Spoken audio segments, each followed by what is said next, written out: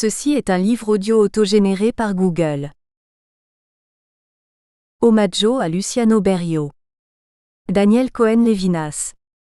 La mort d'un grand compositeur appelle presque nécessairement une herméneutique de sa pensée et de son œuvre. L'hommage que nous avons rendu à Luciano Berio s'est inscrit dans ce mouvement naturel de célébration au-delà des contingences historiques. Mais comment célébrer une pensée aussi fondamentalement enracinée dans l'expression même de la musique? Comment la parole peut-elle rencontrer cette expérience sans courir le risque de se dérober à la souveraineté des œuvres, ou d'y être engloutie? Est-il besoin de rappeler que la singularité de l'œuvre de Luciano Berio, au cœur de ce que l'on a appelé les avant-gardes, puis la musique contemporaine, fut qu'elle ne se laissa jamais absorber dans un contenu théorique défini une fois pour toutes. Cependant qu'elle représenta un moment privilégié de la réflexion, sollicitant aussi bien la critique sociale et politique que les sciences humaines, la littérature ou la poésie. C'est par conséquent une œuvre qui appelle l'exégèse, voire qui la sollicite, au point que Luciano Berio lui-même fit de ce substrat herméneutique une manière de composer. D'où la relation indélébile qu'il fit varier à l'infini entre langage et musique. Le texte de Luciano Berio intitulé « Aspect d'un artisanat formel » s'ouvre sur une citation d'un conte de Kafka. « Je me suis construit une tanière et elle me semble bien réussie ». On peut se demander pourquoi Luciano Berio a indirectement recours à la métaphore animale dont use Kafka pour montrer, dans un processus narratif, jusqu'où l'individu a besoin de préserver son instinct pour mieux se hisser à hauteur de ses exigences. Paradoxe et dualité que tout créateur a rencontré. En effet, dans le récit de Kafka, l'animal sait par instinct construire tout un réseau de galeries souterraines dans le but de déjouer les pièges que pourrait lui tendre l'homme. Toutefois, l'animal intelligent ne peut résister au besoin de sortir d'un lieu qu'il a conçu comme un labyrinthe inaccessible. L'alternative ne se situe pas entre préserver sa tanière ou s'en extraire. Elle se situe au point noéoudal où se manifeste la nécessité d'améliorer son mode d'être, de vivre et de penser à l'intérieur du labyrinthe. La quête utopique de perfectionnement des conditions d'un repli à l'abri de toute parole et de tout regard extérieur menace. Elle fait vaciller les exigences et les alternatives. Kafka replie les hypothèses l'une sur l'autre de manière à les annuler toutes les deux. L'animal creuse-t-il dans le seul but de se défendre, ou est-il parvenu au geste sophistique suprême de vivre pour creuser? On peut se demander pourquoi Berio est fasciné par ce conte de Kafka. Au fond, la question soulevée par Kafka et retenue par Berio concerne le moment où l'artiste, en l'occurrence le compositeur, s'abstrait de son art pour l'ausculter du dehors. Berio, on le sait, a toujours défendu une attitude critique. Cette attitude appelle une dimension artisanale donnant corps à l'idée génératrice. D'une part, l'aspiration à la présence de la musique dans l'absolu de son apparaître, libre de conditions externes a priori, d'autre part, le désir de la motiver et d'en faire l'objet d'une vision subjective. Au fond, le perpétuel retour à un lieu d'origine auquel le compositeur serait supposé ne pas renoncer, ce que Kafka appelle la lanière, nous informe quant au principe de composition en vigueur chez les compositeurs de la même génération que Berio. Pour Luciano Berio, la composition répond à un processus de décantation permanent, d'où résulterait la confrontation entre ce qu'il appelle un choix continu en lui-même et le milieu ambiant.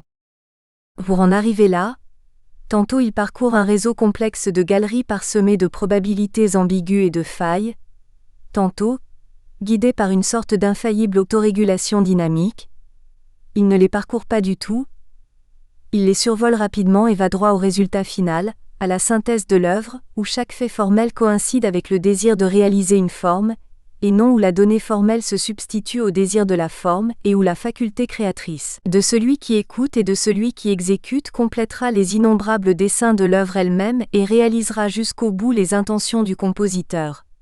Nous ne percevons pas l'œuvre en elle-même, mais en nous-mêmes. Les textes réunis dans ce volume inscrivent la pensée musicale de Luciano Berio au cœur des enjeux historiques, qui n'ont cessé de magnifier l'objectivité permanente du matériau, ainsi que la présence irréfutable de la technologie en tant que paradigme du progrès. Chaque texte représente un moment de diachronie dans les différents rythmes de l'historicité dont Berio a montré qu'il pouvait toujours se retourner contre le compositeur lui-même, contre une époque, contre un langage.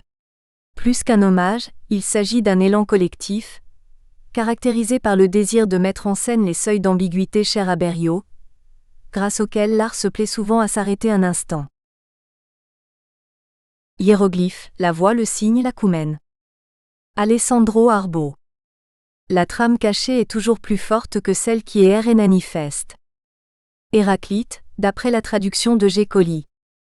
Peut-être la musique est-elle proprement ceci, la recherche d'une frontière perpétuellement reculée. Luciano Berio. Il y a quelques années, je trouvais sur mon répondeur un message d'Enzo Restagno. Il m'informait d'un projet d'hommage, un Festschrift pour Luciano Berio. J'ai pris le téléphone, et je l'ai appelé sans trop réfléchir. Le maestro avait exprimé le désir que je participasse à ce recueil, et Restagno m'invitait à lui proposer un sujet. Des mots épars se sont glissés dans notre conversation, herméneutique, traces, expressions, hiéroglyphes. Je m'intéressais alors à la façon dont cette notion a été introduite dans la discussion sur la musique et les beaux-arts par Diderot, et je lui ai proposé de traiter ce thème. Un mot, une simple suggestion, une résonance inconsciente, quelque chose nous a dit que c'était la direction à prendre. Comment renouveler cet hommage aujourd'hui ? Comme on le sait, Berio n'aimait pas trop la critique musicale et les commentaires sur la musique. Le meilleur commentaire d'une composition, disait-il, est une autre composition. Et d'autre part, après les passionnantes études que lui ont consacrées David Osmond Smith, Ivanka Stoyanova et d'autres musicologues ici présents, il pourrait sembler peu opportun de relancer une analyse détaillée. J'ai donc pensé procéder d'une manière plus synthétique et intuitive. Je me bornerai à essayer d'expliquer, ou plutôt d'interroger les raisons de ce choix inconscient et en poursuivant cette sorte d'anamnèse, de deviner une voie, une piste susceptible de traverser une musique que j'aime, de la rencontrer dans un terrain qui est aussi un peu le mien et lui rendre ainsi hommage. On a souvent répété ce que Berio avait déjà suggéré lui-même à plusieurs reprises, et même par le biais d'une action musicale. La clé de son esthétique réside dans un certain développement des possibilités d'écoute. Son œuvre demande à l'auditeur de bouleverser ses habitudes, d'adopter de nouvelles stratégies, de nouvelles démarches perceptives. Il faudra mettre en jeu la mémoire et l'attention, et jusqu'ici certes c'est le principe de toute grande musique, mais des exemples comme Sinfonia ou Coro et beaucoup d'autres nous invitent à aller plus loin, à imaginer une nouvelle synthèse, un accouplement où le processus de découverte et d'assemblage n'est pas moins nécessaire que le résultat. Avec ses dessins stratifiés et ses hétérophonies inattendues, cette musique nous met à l'épreuve peut-être afin de s'assurer qu'on puisse la suivre. Elle s'oppose à tout classicisme, ou néoclassicisme bien sûr, de l'expression. Son geste direct, concret et persuasif, s'accompagne néanmoins d'un certain refus de transparence. L'auditeur s'aperçoit soudain que la forme n'est pas donnée. Pour réunir les détails en unité, il faut s'interroger, il faut chercher dans un vaste territoire qui va de la perception à l'histoire, sans pouvoir être jamais sûr ou rassuré de l'univocité du résultat. Je trouve que cette forme singulière et raffinée d'héraclitéisme, cette façon de défier l'auditeur, de l'obliger à prendre part au processus créatif, comme s'il était lui-même à la fois interprète et compositeur, de nous plonger dans un acte de compréhension qui reste, et doit rester, toujours multiple et en partie inachevé, rend assez pertinent le recours à l'idée d'hiéroglyphe. Revenons un instant sur l'histoire de cette notion. Moitié peinture, moitié caractère, le hiéroglyphe est un instrument d'expression antérieur au langage phonétique, sur lequel il dispose de l'avantage d'une plus grande capacité représentative. Il exprime d'un seul signe une action, un discours entier. En amont de la solution scientifique du problème de son interprétation, au XVIe et XVIIe siècle, on le considérait comme une forme de communication caractérisée par son immédiateté et sa globalité. C'est à quelque chose de ce genre que Diderot pense quand il nous invite à réfléchir sur les hiéroglyphes de la poésie et de la musique. Lorsqu'on est frappé par un poème, écrit-il dans la lettre sur les sourds et muets, on s'aperçoit que le discours n'est plus seulement un enchaînement de termes énergiques qui exposent la pensée avec force et noblesse, mais c'est encore un tissu de hiéroglyphes entassés les uns sur les autres qui la peignent. Notons que les unités de cette trame ont un caractère essentiellement acoustique. La distribution des syllabes longues et brèves, le choix des voyelles et des consonnes, la sonorité du vers. Tel qu'il est employé ici, Le mot hiéroglyphe ne semble pas correspondre à une métaphore dont la valeur est littéraire. Il suggère plutôt un modèle de construction du sonore. Les poèmes d'Homère et de Virgile fourmillent de hiéroglyphes qui suggèrent leur objet à travers un jeu d'onomatopées, de consonances et de dissonances de la langue. Par exemple, dans l'image d'Eurial blessé d'un coup mortel, l'image d'un jet de sang hit cruor est celle de la tête d'un moribond qui retombe sur son épaule, cervix collapsa recombi, et la mollesse de la tige du pavot la sauve papavra colo. Mais écoutons de plus près ce papavra. Les 2 premières syllabes tiennent la tête du pavot droite et les 2 dernières l'inclinent. Quelque chose nous rapproche spontanément de notre objet, de toute une extraordinaire expérience de segmentation et de recomposition avec la prose de Joyce. Certes, on pourrait immédiatement répliquer que le discours de Diderot est conditionné par un paradigme de l'imitation trop lié à l'art et à l'imaginaire de son époque pour fonctionner aujourd'hui. Et pourtant, je m'intéresse pour ma part, disait Berriot, à une musique vocale qui imite et en un certain sens décrit ce prodigieux phénomène qui est l'aspect central du langage, le son qui devient sens. Il est important pour cela d'avoir également une conscience acoustique du matériau verbal, afin de pouvoir entrer dans le sens et le reconquérir à travers la dimension acoustique. Je crois que pour dévoiler ou saisir mieux les affinités, il faut pousser plus loin la lecture, jusqu'à rejoindre un certain anti-rousseauisme ou anti-bateuxisme qui traverse le discours de Diderot.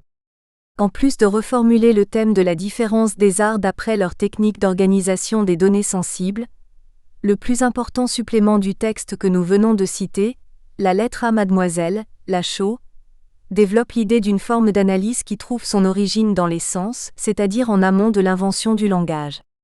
Or, cette analyse se retrouve dans de différentes formes d'écoute de la langue que nous pouvons imaginer.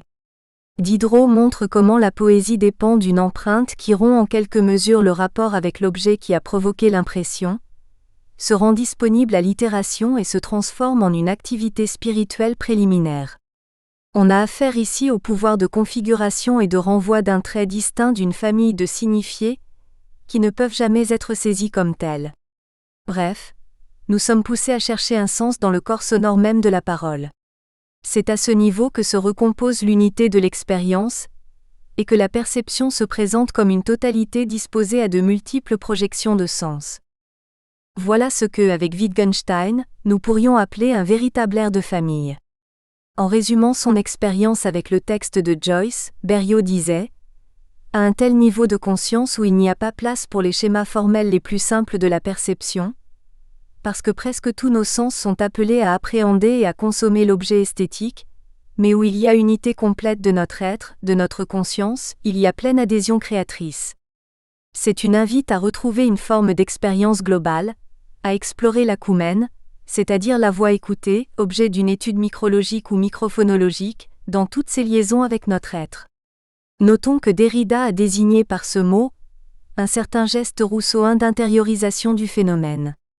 Or, les résultats des expériences de Berriot avec la voix pourraient être décrits comme un décalage radical ou une dérive du phonologocentrisme de Rousseau ou de Husserl. Il vaut la peine de le remarquer, même s'il s'agit seulement d'une remarque d'histoire de la culture. Les expériences sont contemporaines de l'élaboration du déconstructionnisme. Nous sommes au-delà de l'horizon d'une phénoménologie, mais aussi au-delà du structuralisme ou de la sémiologie, même si les prémices poétiques ont fait souvent référence à ces modèles. En fait, des œuvres comme Théma, Circles ou Sequenza 3 semblent attaquer la pureté du phénomène tout en profitant de la force de signification des gestes vocaux les plus communs. La volonté de rendre présente et sensible l'intention de celui qui parle, ou qui chante, est court-circuitée. La voix n'est plus l'émanation directe de la conscience ou son miroir fidèle. Elle ne se limite pas non plus à faire signe, à jouer avec les signes ou à mettre en jeu une sémiologie. Elle fait bien plus, elle se moque de celle-ci. Prenons l'exemple de Sequenza 3. La façon de moduler, varier, connoter ou rendre signifiant les gestes vocaux semblerait réaliser ce que Condillac disait lorsqu'il parlait de la langue sonore des origines. Une langue où une simple voyelle peut signifier beaucoup de choses. A par exemple, selon la manière dont il est prononcé, exprime l'admiration, la douleur, le plaisir, la tristesse, la joie, la crainte, le dégoût et presque tous les sentiments de l'âme. Mais en même temps, dans notre cas, toutes ces promesses de sens ne se retrouvent pas dans un sens propre, organique, établi par nature ou présumé tel. Nous sommes tentés de prendre tel passage pour un rire? Sa disparition nous donne tort. Hélas, il ressemble à un gamme descendante, à d'autres figures que nous venons d'écouter. Mais d'ailleurs, le rire d'une femme ne correspond-il pas quelquefois précisément à une telle figure? Nous sommes en face du passage rapide d'une expression de joie à une d'angoisse. Était-ce du bonheur ou du dépaysement? Difficile de répondre. Comment lier ce passage au reste, comment retrouver l'unité de l'expérience? En se confiant bien sûr à une écriture. Écoutons cette voix multiple, ce clapotis serré comme un trille, ce rire qui se transforme en colorature, cette note tenue, éloignée, qui grâce au changement de voyelle nous séduit par un délicat jeu de timbres, ce texte segmenté et dynamité, destiné en tout cas à produire un perpétuel glissement entre différents degrés de compréhension. Nous sommes confrontés à un hiéroglyphe articulé en 3 ou 4 niveaux différents, que nous pouvons encore interpréter ainsi qu'on L', a déjà observé comme plusieurs couches de matériaux. Les hauteurs indiquées par les notes, les mots, la phonétique et pour le dire un peu schématiquement, les caractères prosodiques ou les suggestions émotives, tels que anxieux, calme, distant, extatique, intense, joyeux, nerveux, tendu, etc.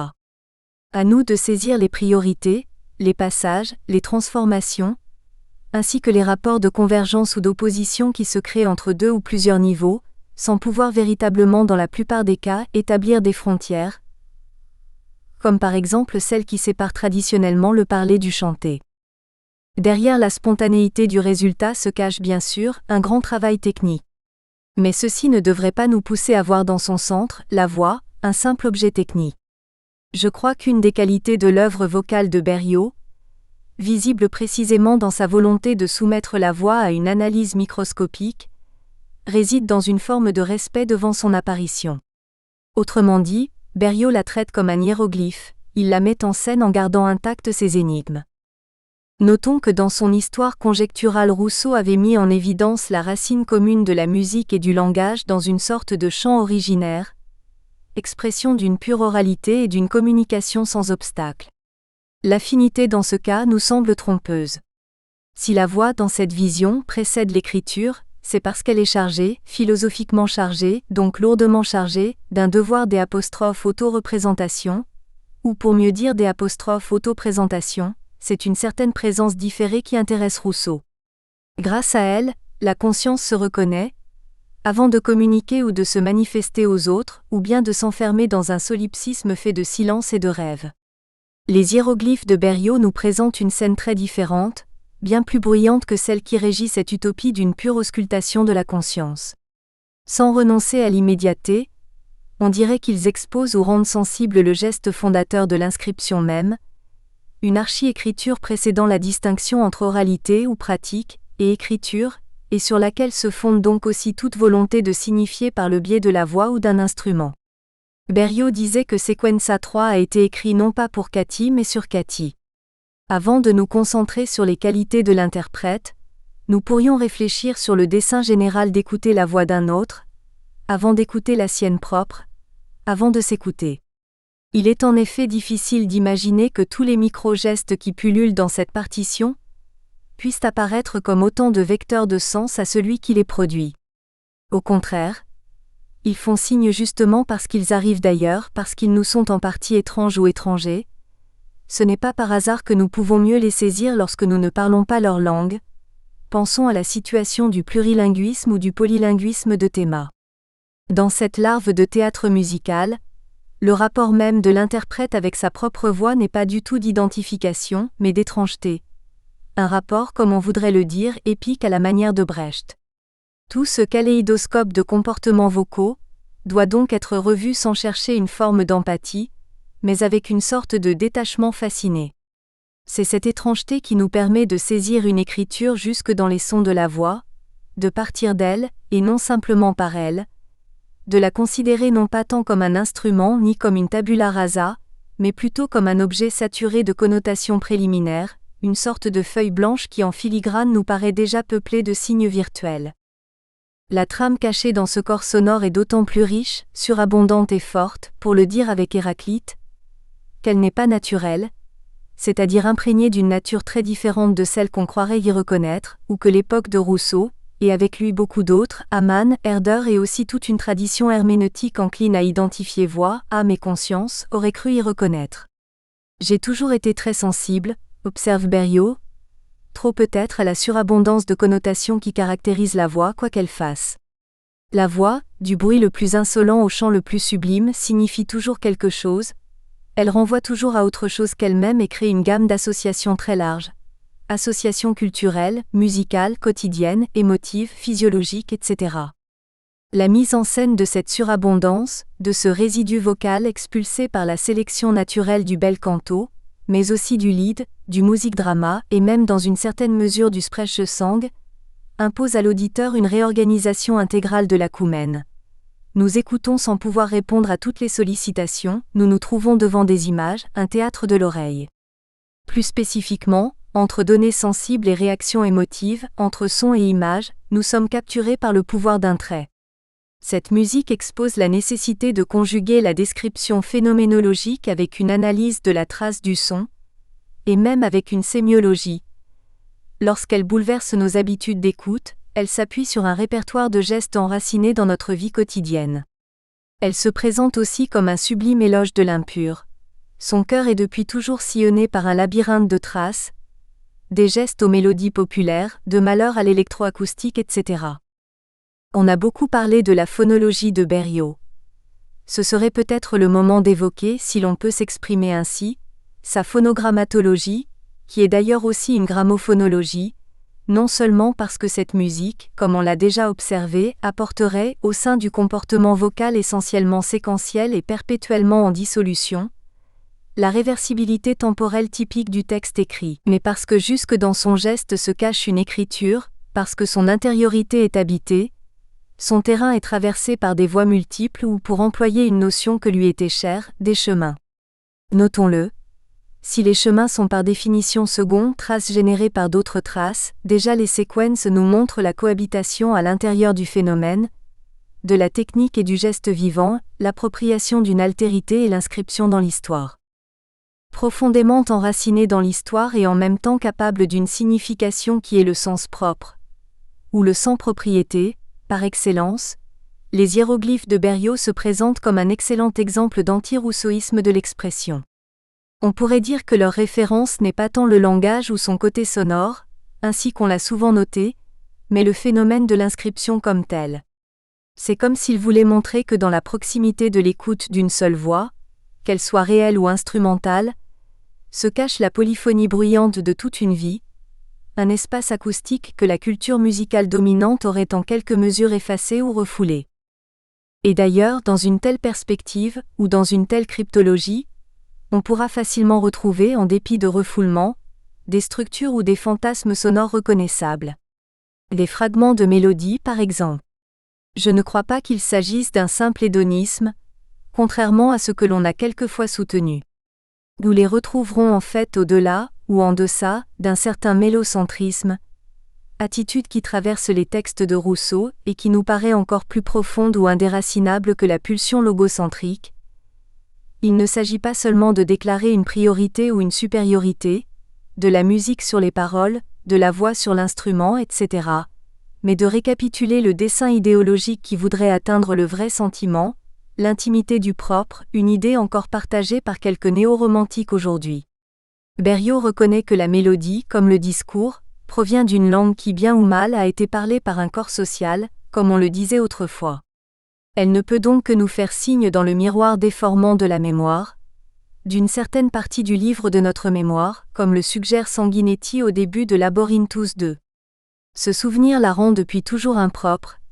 Citation et invention à la fois, les mélodies populaires de folk songs ne sont pas étudiées à la Bartók mais évoquées, imaginées, rêvées, recomposées, résensualisées, et montrent clairement que l'expression dépend du pouvoir de différence d'un trait. Un hiéroglyphe léger et fugitif, selon l'expression de Diderot. Pourrait-on mieux définir la mélodie, fondée sur le jeu d'hétérophonie de la sequenza pour flûte? Nous nous trouvons face à une forme assez singulière de mimésis. En fait, l'originalité de Berriot, comme déjà celle de certains vecteurs de la pensée de Diderot, consiste à faire émerger le caractère équivoque d'un processus mimétique, en exploitant l'ambiguïté d'une figure qui s'impose à la perception pour sa valeur exemplaire et sur laquelle l'imagination peut s'exercer dans des projections multiples.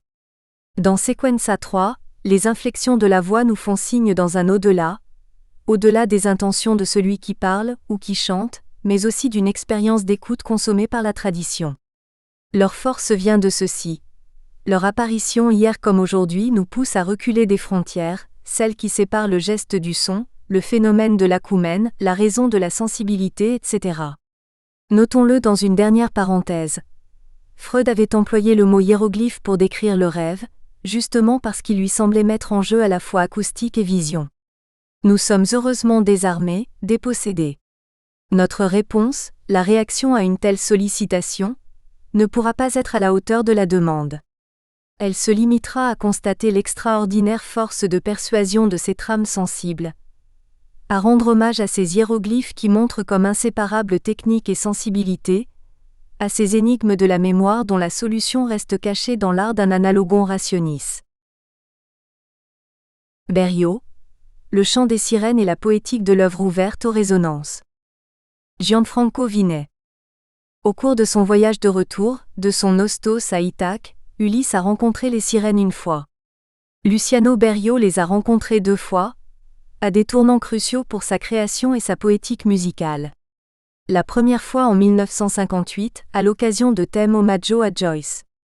Berio partage sa fascination de Joyce avec Umberto Eco, qui est en train d'élaborer sa théorie de l'œuvre ouverte, et avec Katy Berberian, sa première épouse, laquelle, à partir de Omaggio à Joyce, devient le 2e studio de phonologie du compositeur. C'était une époque où, dans le domaine musical, l'ouverture de l'œuvre consistait surtout dans l'adoption de principes aléatoires ou d'indétermination. Berio se rend compte dès le départ que ce qui l'intéresse vraiment n'est pas l'élargissement du champ de l'indétermination à partir d'une redéfinition des rôles du compositeur et de l'interprète, mais plutôt l'élargissement du champ de l'écoute musicale à partir d'une redéfinition des relations entre mots, sons et gestes. Le refus des conventions de la communication musicale et théâtrale traditionnelle n'a pas comme but d'atteindre un niveau d'écoute innocent, ou de réaliser des happenings dans l'esprit de Cage, mais de créer des œuvres déterminées dans les moindres détails, capables de stimuler une réception polyvalente. Il ne faut pas oublier qu'à l'époque où Berio pose les bases de sa poétique musicale, au cours des années 60, il passe la plupart de son temps aux États-Unis, enseignant dans plusieurs institutions et universités américaines. Même si ce sont surtout des raisons économiques et de travail qui l'avaient poussé à cette émigration, il a certainement éprouvé un certain feeling pour une culture musicale qui avait montré une prédisposition particulière vers une écoute ouverte et vers une communication musicale polycentrique. Cependant, feeling n'est pas synonyme d'influence directe. Tandis que les compositeurs appartenant à la tradition moderniste américaine, Eve, Cowell, Nancaro, Carter par exemple, fondent leurs différents langages sur un contrepoint hétérophonique, sur la superposition de lignes mélodiques indépendantes, une construction harmonique solide est toujours à la base des œuvres de Berio. Cette nécessité de bâtir l'œuvre musicale sur une structure intervallaire unificatrice est à la fois un héritage de la période sérielle et une compensation de tendances contraires et complémentaires. 18. La résonance est le principe musical qui est à la base de la poésie de l'œuvre de Berio, dans le sens le plus spécifique et le plus élargi du terme. Il faut donc approfondir ce principe pour mieux comprendre les relations entre pratique et poétique musicale, et entre niveau poétique et niveau esthésique. La résonance, dans le sens le plus courant du terme, est le prolongement et l'amplification des sons dans certains milieux sonores. Dans le sens le plus spécifique du terme, la résonance est le phénomène pour lequel un système physique en vibration peut atteindre une très grande amplitude lorsque la vibration excitatrice se rapproche d'une fréquence naturelle de ce système. Dans le sens le plus littéraire et métaphorique, la résonance est l'effet de ce qui se répercute dans la conscience. À la différence de l'écho, qui se produit lorsqu'il y a une certaine distance entre la source et le reflet sonore, la résonance se produit à l'intérieur d'un régime de proximité et de continuité entre la vibration excitatrice et la vibration excitée, entre son et résonance. Si l'on considère donc la résonance, dans le sens propre et métaphorique du terme, comme le prolongement et l'amplification dans la proximité et la continuité sonore, on peut comprendre comment la fidélité à ce principe a marqué durablement la poétique berrienne de l'œuvre ouverte. Tout au long de l'itinéraire artistique de Berriot, on peut reconnaître plusieurs façons d'utiliser ce principe selon plusieurs niveaux d'implication métaphorique. Il y a un niveau purement sonore et musical, qui se manifeste dans la prédilection de Berriot pour les formes et les genres musicaux en résonance. Au niveau du langage musical, l'application de ce principe lui a permis d'assimiler d'une manière très personnelle la technique sérielle, au-delà de tout fétichisme pour le pointillisme post-webernien. Et ceci, déjà au cours des années 50, dans les premières œuvres orchestrales, Variazioni, 1953-54, Non 1954, Alléluia IE2, 1955 à 1958. Mais c'est surtout à partir des œuvres suivantes, qui intègrent les ressources sonores et poétiques explorées dans le domaine de la musique électroacoustique, Tempi Concertati, Quaderni I3 et Epiphanie composés entre 1958 et 1962, ainsi que dans les séquences et les chemins des années 60 que Berriot,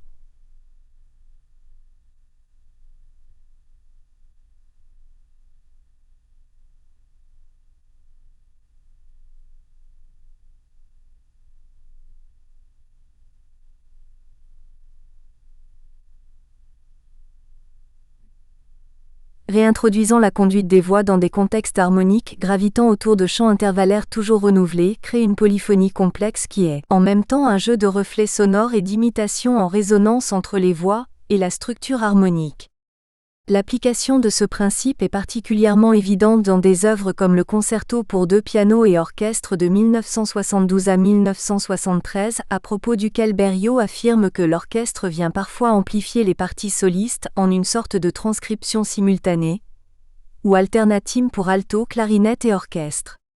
Mais c'est un principe qu'on retrouve partout, comme marque typique du style de Berriot. En tant que prolongement et amplification des séquences, les chemins montrent comment et combien ce principe est ancré dans la poétique et dans la pratique créative de Berriot. La première rencontre entre Berriot et les sirènes ouvre le vaste océan des résonances entre mots, gestes, sons, qui deviendra un des domaines privilégiés de la recherche créative du compositeur. Le texte choisi pour Omaggio à Joyce, l'ouverture du chapitre 11 de Ulysse, le chapitre des sirènes, est une suite d'expressions dont la musicalité prime sur la valeur sémantique des mots et des phrases. Un répertoire de timbres, de couleurs phonétiques, d'artifices verbaux suggérant des figures musicales. Un état intermédiaire entre langage verbal et langage musical, stimulant le compositeur à explorer et à approfondir les implications sonores par un traitement électroacoustique multipliant les transformations des couleurs vocales, décomposant et recomposant le matériau phonétique.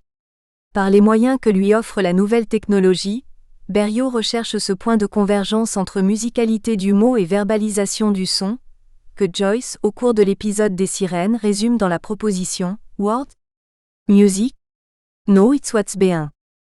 Derrière les mots et derrière la musique, il y a des images mentales et des émotions. La voix n'est pas seulement une mine de ressources phonétiques et musicales. Elle est aussi le moyen le plus direct de communiquer les affects et les passions. Berriot est fasciné par les implications passionnelles de la voix, mais comme il sépare le contenu sémantique et le résultat sonore afin de faire éclater la musicalité des mots et les équivalences entre phonèmes et sons instrumentaux, il sépare geste vocal et contenu sémantique afin de mettre à nu la nature anthropologique, biologique, de la voix humaine. Sirène, Visage, Sequenza 3 sont les premières œuvres basées sur la nouvelle osmose poétique, dramatique et expressive, expérimentée à partir des caractéristiques de la voix de Katy Berberian. Ces œuvres sacralisent la corporalité de la voix. Sacralisation dans le sens étymologique, sacrum facere. La séparation entre geste vocal et contenu sémantique sacrifie le caractère socio-historique du langage humain, homme en tant qu'être politique, politikon zone, mettant à nu la nature anthropologique de la voix humaine, homme en tant qu'être vivant, bion zone. À une époque où l'alliance entre biopolitique et société du spectacle anesthésie les consciences, ce sacrifice assume un sens de dénonciation politique. Il faut rappeler que la diffusion à la radio de Visage avait été interdite par la censure, tenant l'œuvre pour de la pornophonie. Cette dénonciation politique devient particulièrement explicite dans Passaggio, la première œuvre en collaboration entre Berio et le poète Edoardo Sanguineti. Le sous-titre « Messa in scena » est une expression à double tranchant qui signifie en même temps mise en scène et messe sur scène. Messe laïque, célébrant au cours de 6 stations la Via Crucis d'une femme captive, humiliée et torturée.